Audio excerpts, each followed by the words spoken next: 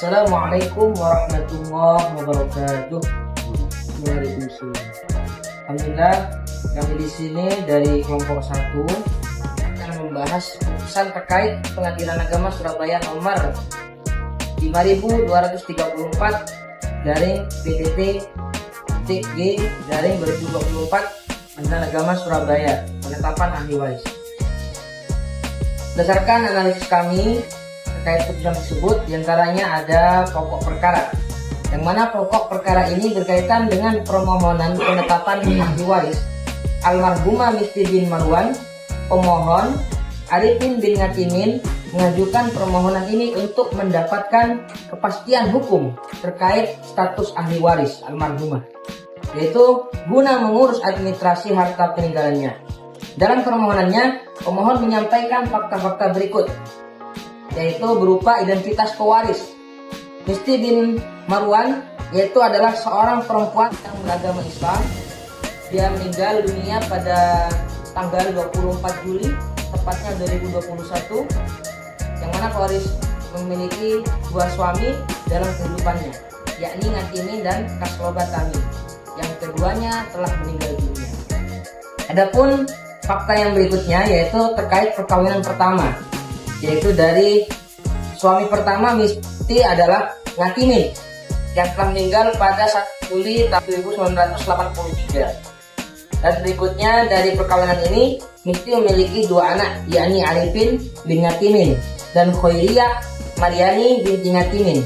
Namun Khairiyah telah meninggal pada 10 November 2013 tanpa pernah menikah atau memiliki anak. Ataupun selanjutnya akan dilanjutkan oleh saudara Binjang. Kemudian perkawinan kedua, setelah Ngatimin meninggal, Misti menikah dengan Kasbullah Tami sekitar tahun 1964. Dari pernikahan ini lahir 3 anak, Maskanah binti Kasbullah, Ahmad Basuni bin Kasbullah, dan Mahani binti Kasbullah.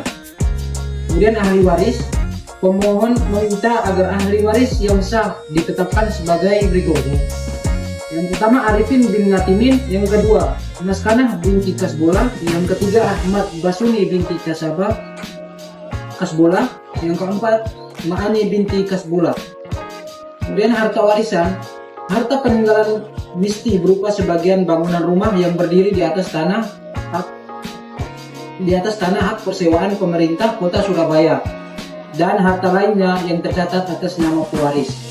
Pemohon telah mencoba bermusyawarah dengan para termohon atau anak-anak dari Kasbullah untuk mengurus administrasi warisan. Namun, para termohon menyerahkan sepenuhnya kepada pemohon.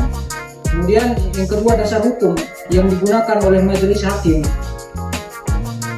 yang akan dijelaskan oleh Akbar.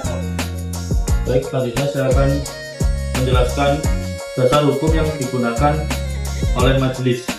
Majelis hakim dalam perkara ini berdasarkan pertimbangannya pada berbagai sumber hukum, baik hukum nasional maupun hukum Islam.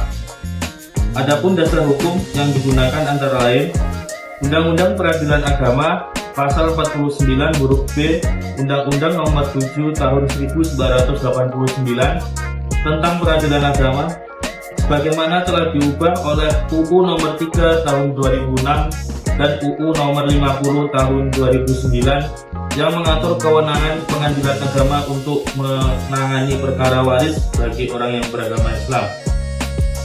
Yang kedua, hukum acara Pasal 165 HIR terkait pembuktian dokumen. Pasal 3 ayat 1 UU Nomor 10 Tahun 2020 tentang kekuatan alat bukti dalam perkara perdata. Yang ketiga, prinsip syariat. Dalam hukum Islam, keabsahan pernikahan menjadi syarat utama untuk menentukan status hubungan ahli waris. Poliandri atau pernikahan seorang perempuan dengan dua laki-laki sekaligus tidak diakui, baik dalam hukum Islam maupun hukum nasional Indonesia. Selanjutnya, keputusan akhir majelis yang akan disampaikan oleh saudara Danis. Keputusan akhir majelis, setelah mempertimbangkan fakta, bukti, dan keterangan saksi, majelis hakim membuat putusan sebagai berikut. menolak permohonan pemohon. Yang kedua, membebankan biaya perkara sebesar 485.000 kepada pemohon.